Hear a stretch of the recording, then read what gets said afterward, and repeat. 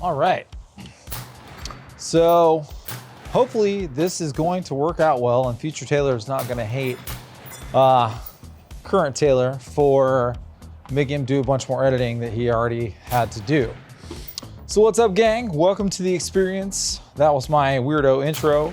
So today we're out at the range doing some ballistic testing on piggyback red dots. So essentially, me and my friend, Mr. 13.7 home build, have a piggyback red dot.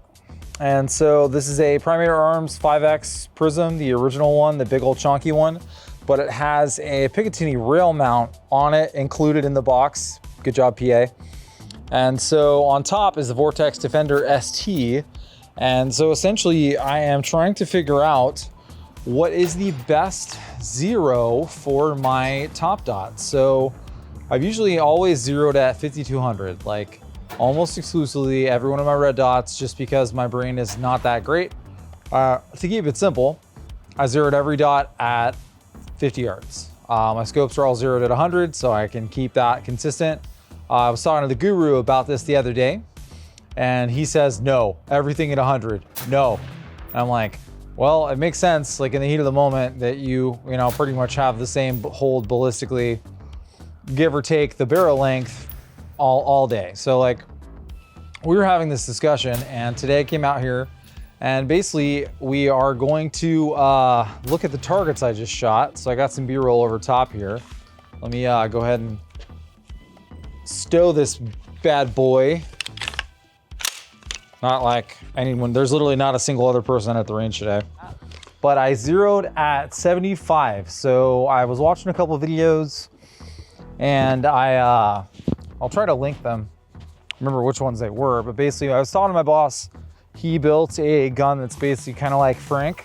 So if you're not familiar, Franken rifle is my first AR main squeeze all time, you know, sweetheart. And essentially it's an 18-inch home build with a matched stainless 1-in-8 twist 223 wild barrel.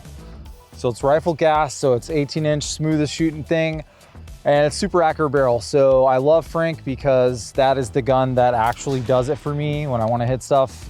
I'm gonna go ahead and spin the camera around. So this is our 25 round group, and again, it's with the top dot right here is 0 at 75. So we'll go to from 25 right here. Let me spin the camera around. I swear I know how to use this thing. All right, so I had some holes. I reused this target because you know I like to reuse targets. So there's my previous 3 holes. There's my 5-round group at 25 yards. So my point of aim on all of these is, just to make it consistent, is dead center. So I turned the dot down as low as I could, just to make sure I had the absolute, you know, available image to work with. So that's our 25-yard target. So let's walk down here to 50. So for me personally, I ran a 45-degree offset red dot on Frank forever. Until recently, I've never had an option to run a top dot, and now Frank has one, and so does this, really because it's convenient for night vision. Here's our 50-yard target. Okay, so you can tell I probably had a little bit of a lack of consistent point of aim on this one. But so 50 yards, we'll say that's about 2 inches low, give or take, probably average right around there, right around here on the average. So we'll say that's like 2 inches low. So at 25, there's definitely some offset encountered depending on the size of the target you're shooting. And these were my 50-round groups with the 5X Prism, so definitely pulled that one. Not a great group. I don't really do well with the chevron as good as I do with just a dot, but you got 2 inside of there, and that's 5. So really not ideal groups. I mean, I'll own a lot of that. I don't want to blame the gun, but this ammo we're shooting today is a PMC. It is a X-Tac PMC 55 grain. So it's not M1A3, but it's basically 55 grain 5.56. So I do know how twist rates work. Thank you for your commenting. I appreciate you. Comment anyway. thanks for your engagement, like, follow, subscribe, YouTube, plug, all that. Generally speaking, most of the guns I shoot are 1 in 7. This Fax and Barrel on this gun I'm holding right now. So it's a 1 in 8, 2-3 wild match as well, same as Frank. Different barrel lengths. This one has 5R rifling, which correct me if I'm wrong, Future Taylor might save me here if I am wrong, but I believe the 5R rifling essentially is gonna have a longer lifespan. And so that's good, right? It should be a better quality barrel. So here's my groups. So just to 0, I was getting all over the place, but I essentially got my 0 group in, and then I shot 1 to confirm. So definitely pulled that.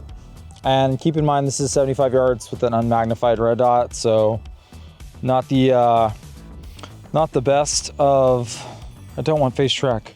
So keep in mind, like, off a bag, I probably should have shot better, but this is the point in which I don't know if it's the ammo or not. So let's go on down to 100. All right, so we're at 100 yards. So this is going to be my 100-yard group with the red dot.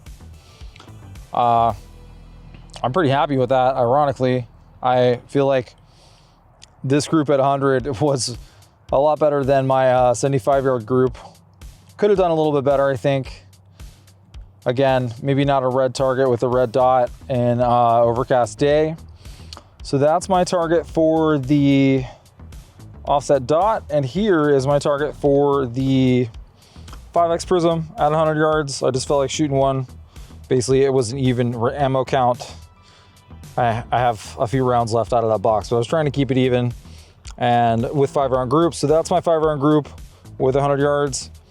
The wind is definitely blowing today. I don't know if that was wind. I would say consistently that's probably me holding a little off center.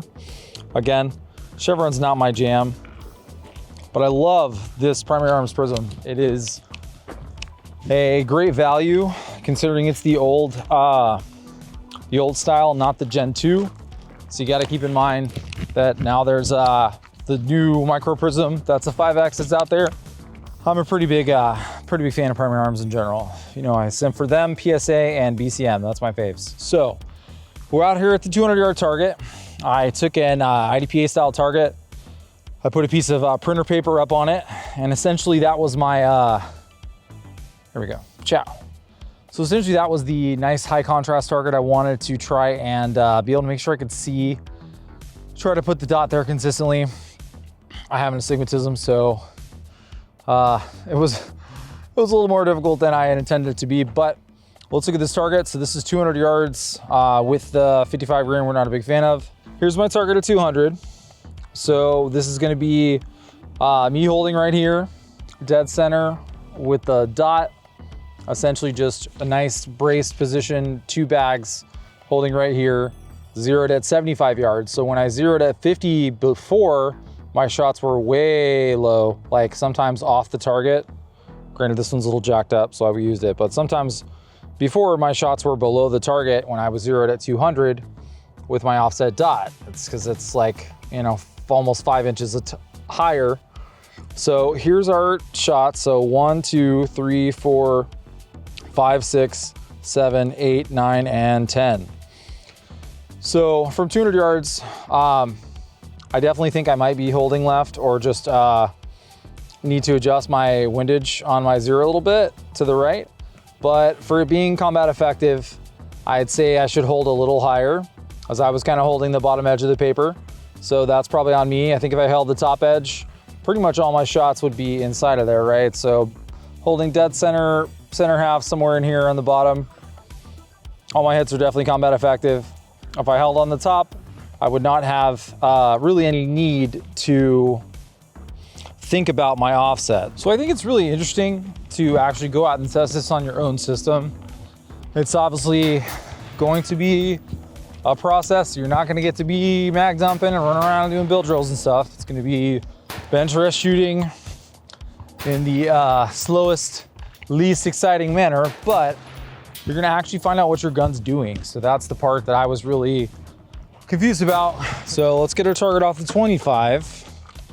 And then we're gonna go look at basically some shorter distances just to kind of get an idea of what our offset would be. Because when I think about a secondary sighting system, me and my boss had this discussion and I completely agree with him.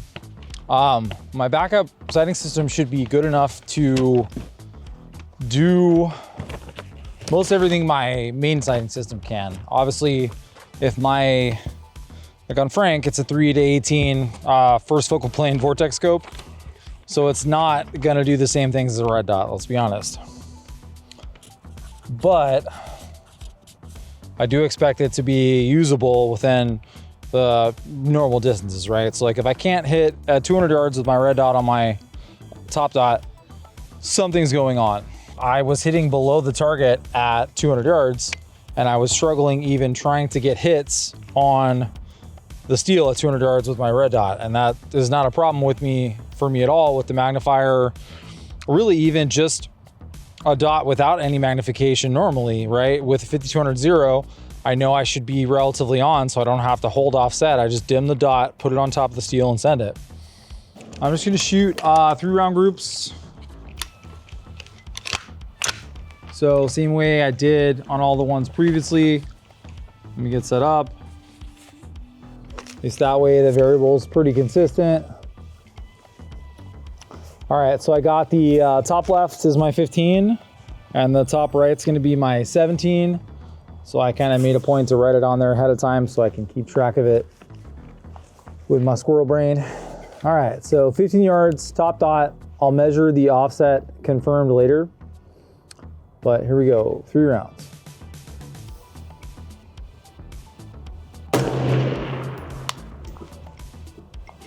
So this is a distance which, if I had my 226 red dot, I know I would have some offset too, but not as exaggerated. I didn't have that good of a bag, rear bag placement. That's on me, gang.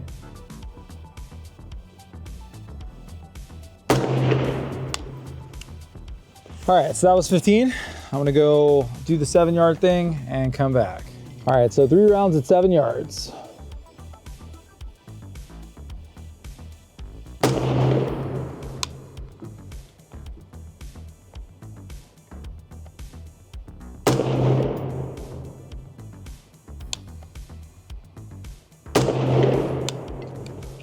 Okay, so we used this graduated inch zeroing target.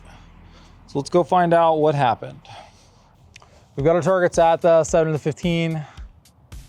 All right, so I made a point to write the 15 on here ahead of time, and my holds were dead center on the top here. And so that's what, 1, 2, 3, 4 inches offset at the 15. Well, I probably held low. So we'll say, what is that, 3.5? And then this is basically almost 5. So it's more to think about than it is with your red dot and your magnifier. I mean, even with the 226 dot, you got a lot of offset. So something to keep in mind, trying to find the perfect zero for all of my rifle dots. One day, maybe we will, but I think I'm pretty happy with the 75-yard zero on this. So just got to figure out what's going on with the ammo and what's going on with that barrel. Thanks for tuning in, guys. Appreciate y'all. Until next time, stay awesome. We're out of here. Woo!